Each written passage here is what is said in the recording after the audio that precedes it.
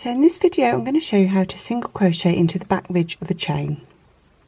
So I'm going to start off by making the chain, and here I'm just using a double knit yarn with a 4mm hook. So obviously you'll be using whatever yarn and hook size the pattern that you're following recommends. When you're making the chain, the first thing is to make sure that you're not making this chain too tight. So what you want to be doing is really making the loop on the hook, making the chain the same size as the loop on the hook. So you're not pulling it tight after you've made the chain, but you're also not allowing that live loop to go so big that the stitch becomes baggy. So it's kind of a happy medium, not too tight and not too loose.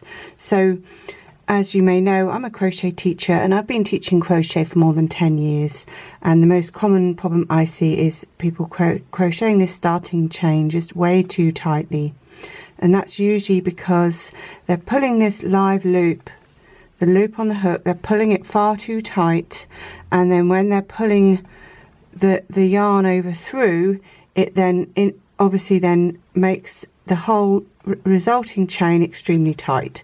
So you want the live loop exactly the same size as the hook. You're not stretching it in any way, and then once you've pulled the loop through, you're also then not I see a lot of people now pulling the yarn to try and make everything neat.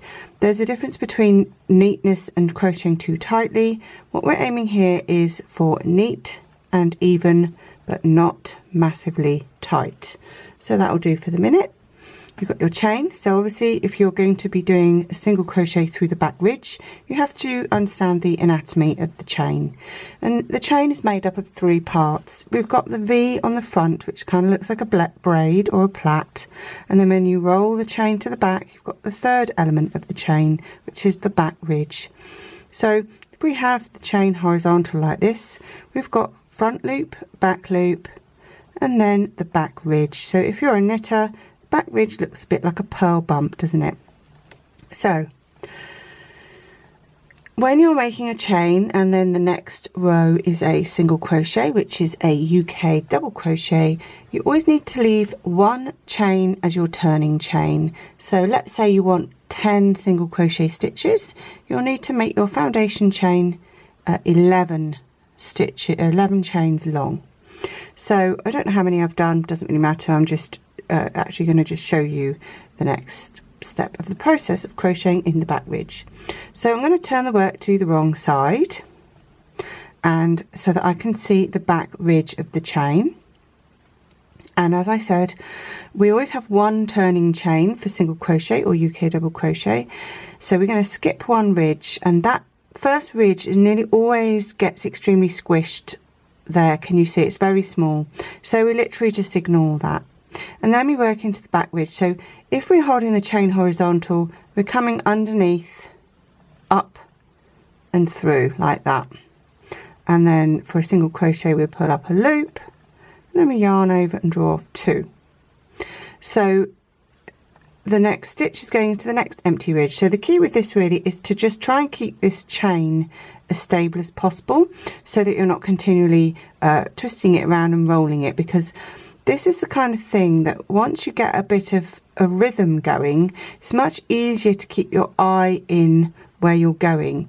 If you keep stopping and starting and fiddling around with the chain, you end up losing track of where this back ridge is, and especially for beginners it can be a little bit confusing.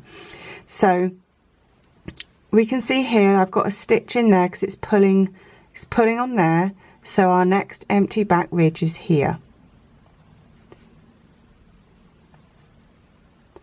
And when you put a stitch in, it does pull the back ridge open a bit, but as you put more and more stitches in, the weight or the pull of the stitches is distributed evenly along the chain, so then you don't get any that what initially looks like a big hole sort of sorts itself out. So you can see here, once you put a few in, it doesn't pull like that. So that's all you're doing.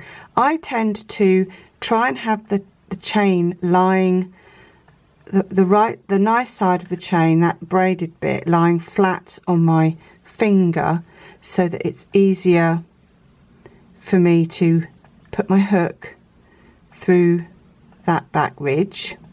And as I said, it's kind of, once you get into a rhythm, it's much easier. And also, one thing I didn't mention when making the chain is to make sure you don't twist that chain as you're making it. So common ways to twist a chain are you've made the chain and halfway through the loop comes off the hook and you put the loop back on the hook twisted, and then the rest of the chain is then not facing the same direction. So the next most common problem we have with crocheting in the back ridge is when you come to the last couple of stitches and people are never really sure where this starting knot is. It's quite easy to kind of not be able to really see where that back ridge is. So my recommendation to you for that is just go for it. Just pick something. So I'm going to do it deliberately wrong now. Just pick something that you think is the back ridge and crochet into it. Okay, then you're going to turn the work over, and this is the beauty of working into the back ridge. You get the nice side of the chain facing out like this, so it matches the top edge of the row.